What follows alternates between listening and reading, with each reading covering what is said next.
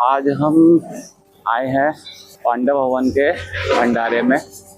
ये भोलेनाथ का भंडारा है और आज वीरवार है, गुरुवार है, बाबा का दिन है। तो चलिए हम स्टार्ट करते हैं। भंडारा ये बेसमेंट में बना हुआ है और ये आप देख सकते हैं भंडारे की तैयारियाँ। तो हम सबसे पहले मिलते हैं यहाँ अशोक भाई जी कलकत्ता वाले, जो ये पूरे बाबा के भंडारे को देखते हैं। ओम शांति भाई जी। ओम शांति। भाई जी तो एक बार हमें यहाँ के भंडारे से एक बार अवगत कराएंगे, कैसे आप ये भंडारा चलाते हैं, बाबा ये भंडारा कैसे चलवाते हैं? अच्छी बात है, ये भोलेनाथ का भंडारा है और आज के इस भंडारे में 3-4 तरह के मुख्य मेनू हैं। एक है पालक, पनीर, मटर, आलू की सब्जियां बन रही है। आइए वो आपको दिखाते हैं। ये पालक, पनीर और मटर की सब्जियां बन रही है। भोग में कोकी है, वो दूसरा हिस्सा मैं दिखाऊंगा। तो ये पहला हिस्सा है और ये भंडारे में सब चीज, चावल, दाल, पुलाव और ये सब जो भोजन है ये आधे हिस्से में ये बनता है। इस हिस्से को जो देवू भाई संभालते हैं, आधे हिस्से को। इस किचन के 2 भाग जी, एक है रोटी डिपार्टमेंट, एक है सब्जी डिपार्टमेंट। तो ये सब्जी डिपार्टमेंट है, इसको देवू भाई संभालते हैं। दूसरा है रोटी विभाग, जिसको मैं संभालता हूँ, जहाँ ढेर सारी चीजें बनती है। नाश्ते की सारी चीजें वहाँ बनती है, जिसमें रोटी है, थेपला है, पूरी है, आलू की पराठे हैं, गोभी के पराठे हैं, डोसा है, यात्रा भोजन है सारा। ये सारी ढेर सारी चीजें वहाँ बनती है। ये आटे की मशीनें हैं, ये देखिए, ये आटा बनाने की ये 2 मशीनें हैं। ये देखिए, आज मीठी कोकी बनेगी भोग में, उसका ये बना हुआ आटा है। और ये आटा छानने की और ये सब तैयारी करने वाली मशीन। यहाँ माताएं सारा प्रोसेस करती है, बनाती है, थेपला, पराठे, पूरी, सारा मैनुअल है। इस डिपार्टमेंट में जो भी कार्य हो रहा है सब मैनुअल है। यहाँ मशीन वाला कार्य बहुत कम है। किचन जो नीचे शांतिवन है, वहाँ सारा मैनुअल और मशीन दोनों एक साथ कार्य करते हैं, रोटी विभाग। लेकिन यहाँ रोटी बनाने की मशीन यहाँ नहीं लगी है, यहाँ सारा मैनुअल हो रहा है।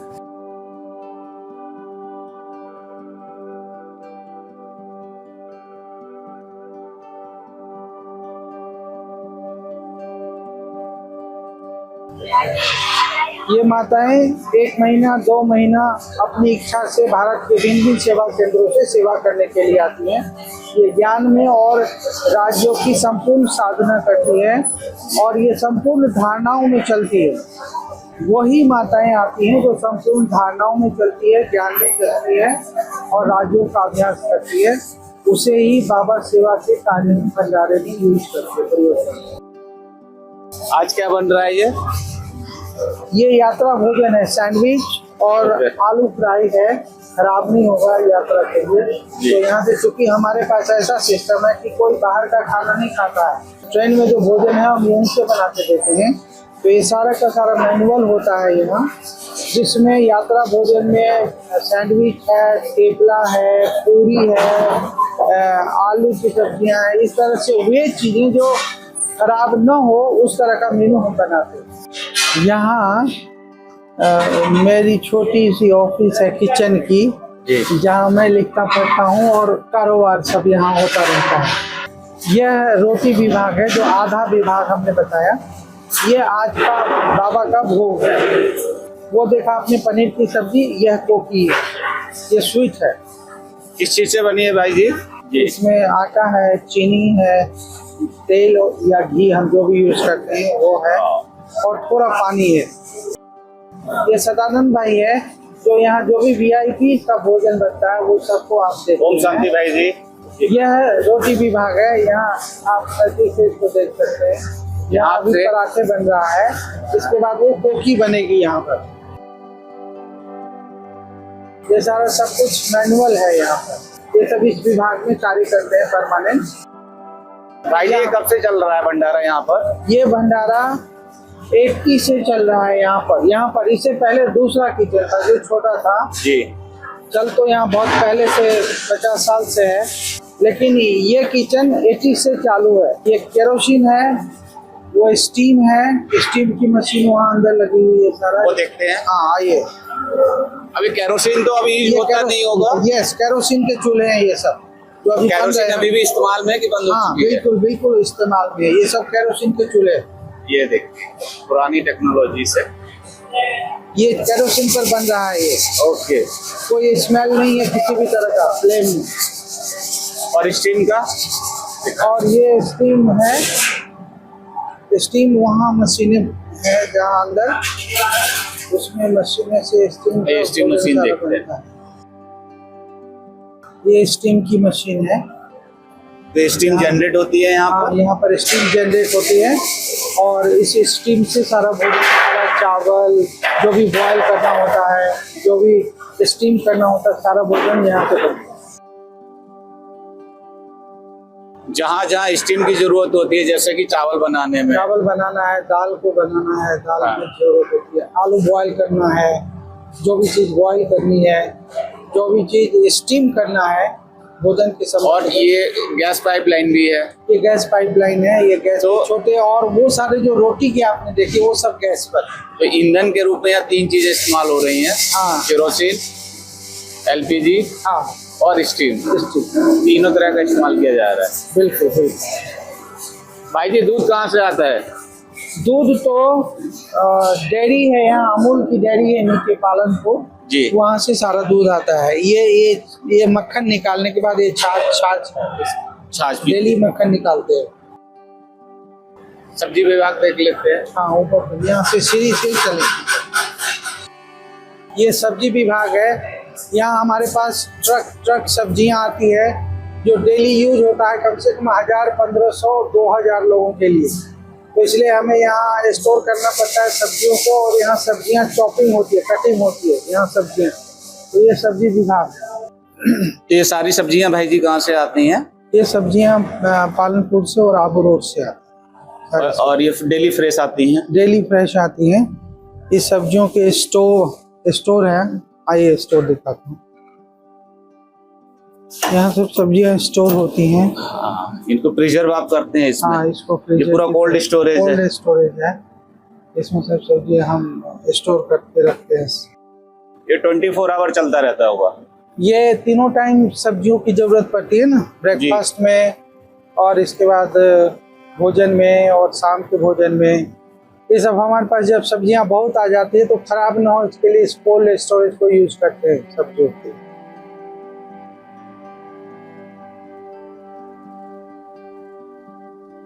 हम ये प्रयास करते हैं कि हमारी जितनी नीड्स है उतनी सब्जियां प्रत्येक दिन आए। जी। तो कभी कभी ज्यादा भी आ जाती तो है। इनकी कटाई छटाई के लिए? ये सब जैसे रोटी विभाग में जैसे माताएं काम कर रही थी जी, वैसे यहाँ भी सब माताएं ही सेवा के लिए आती हैं। भाई लोग आते हैं। अभी ये जो ऐसे भी है। संयम की कटाई हो रही है।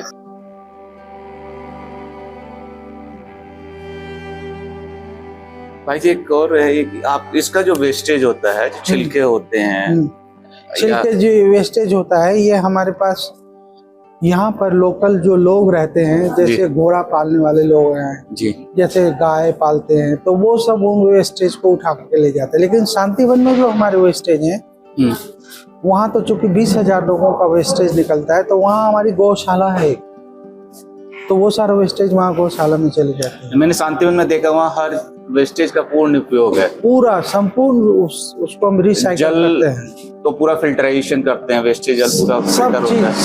सब चीज उसको हम ठीक करते हैं और वापस बनाते हैं। तो वो शांतिवन में तो सारा सिस्टम है, क्योंकि वो 20,000 लोगों की व्यवस्था है। भाई जी इतने ऊंचाई पर पानी व्यवस्था कैसे होती है किचन के लिए? यहाँ डैम है और डैम से पानी आता है।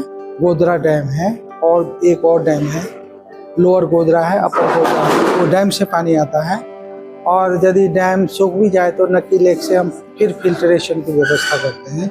या तो वहाँ से पानी का सोर्स है, लेकिन हमारे पास इंडिविजुअल बोरिंग्स भी है यहाँ पर बहुत ज़्यादा। ओके। बोरिंग से भी हमें पानी 6 महीने तक मिलता रहता है, क्योंकि पहाड़ है ये, इसलिए बहुत बड़ा स्टोरेज पानी का बोरिंग में नहीं रहता है, लेकिन फिर भी 6 महीना हमें बारिश के बाद मिलती रहती है। तो बोरिंग से हम पानी को यूज करते हैं, वेल से यूज करते हैं, और ज़रूरत पड़ती है तो गाँवों से आसपास गांव है जो प्लेन है, वहाँ पर कुएँ हैं बड़े बड़े, तो वहाँ से टैंकर से पानी हम ले आते हैं। तो इस तरह से पानी माउंट आबू में चलता है। जैसे हमने शांतिवन में देखा, पानी के फिल्ट्रेशन के लिए बहुत सारे प्लांट्स लगे हुए हैं, क्योंकि वहाँ 20,000 25,000 लोगों तो को ऐसी व्यवस्था यहाँ पर है? यहाँ नहीं, यहाँ तो गवर्नमेंट की पानी का फिल्ट्रेशन है, हमारे पास फिल्टर की पानी की व्यवस्था नहीं है। और पीने के पानी की व्यवस्था कैसे पीने फिल्टर की करते पानी हैं? हमारे पास ऊपर आपको दिखाएंगे जी। बड़े वाले फिल्ट्रेशन के लिए वो मशीनें लगी हुई है, ओके। और उस मशीन के द्वारा पानी को फिल्टर करते हैं, रीफिल्टर। 3 तरह के पानी हमारे पास, जी। मिनरल वाटर्स वाले पानी है, इसके बाद बॉयल वाटर के पानी है, और प्लेन वाटर के पानी है, और डायरेक्ट कुएं के पीने वाले पानी भी लोग यूज करते हैं, वो पानी भी है हमारे पास। तो 4 तरह के पानी हमारे पास। ये सब इधर भी स्टोरेज है, जैसे आलू का स्टोरेज है, इधर देखिए सब्जियों के स्टोरेज है ना, तो सब्जियां आती है तो इन सब चीज़ों में हम भरते हैं। फिर सब्जी, ये सब्जी 10 बजे आएगी, तो 10 बजे फिर हम सारा स्टोर करेंगे। ट्रक आते हैं हमारे पास। तो यहाँ के 2 कॉम्प्लेक्स के लिए मिल्क और वेजिटेबल्स एवरी डे ट्रक भर के नीचे से आबू रोड से आते। ज्ञान सरोवर में भी ये सब सारा सिस्टम है। जो हमारा दूसरा कॉम्प्लेक्स यहाँ से 4 किलोमीटर अवे दूरी पर है, तो वहाँ भी सारी व्यवस्थाएं इसी तरह की है, बहुत सुंदर है। यहाँ से भी चूँकि बना है, नया बना है, इसलिए वहाँ हमने सब व्यवस्थाएं रखी विदेशियों के रहने का। ये हमारा ओरिजिनल है, पुराना। आप ये किचन डिपार्टमेंट भाई जी कब से, कितने सालों से देख रहे हैं? मैं इसको 43 ईयर से देख रहा हूँ, इस डिपार्टमेंट से। तो आपने दादियों के लिए भी अपना खाना बनाया होगा यहाँ पे? सब दादियाँ भी जब शुरू में सारे फाउंडेशन में यज्ञ की सब दादियाँ थी, सबके साथ हम रहे हैं, उनके साथ सेवा का कार्य किया है, उनकी पालना ली है, उनके ज्ञान गुण और शक्तियों के अधीन हमने अपने जीवन में रूपांतरण किया है। तो उन दादियों के साथ सेवाएं रही है बहुत ज़्यादा। आज आप सभी ने देखा कि हमारे अशोक भाई जी, जो कोलकाता वाले अशोक भाई जी के नाम से बहुत फेमस है यहाँ पर, और किस तरह से बाबा के भंडारे को चला रहे हैं। ये सब बाबा की कृपा है, जिनकी मदद से ये भंडारा चल रहा है। अशोक भाई जी एक निमित्त हैं, और उस भंडारे को पूर्ण रूप से बहुत अपने दिल से, तन मन धन से चला रहे हैं। तो अशोक भाई जी, आज आपने हमें इतनी महत्वपूर्ण जानकारी दी, उसके लिए बहुत धन्यवाद। हमने किताबों के बारे में आपको बताया, तो हम बाद में आपको दिखाते हैं। किताबों की हम 7 बुक्स को दिखाते हैं। जी हाँ, आ जाते हैं।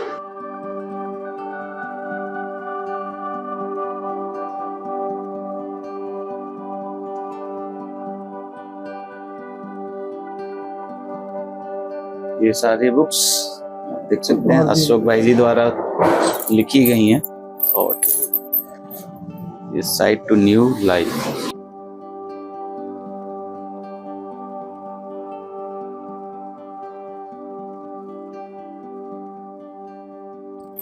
अशोक भाई जी ने 7 बुकें स्वतः लिखी हैं।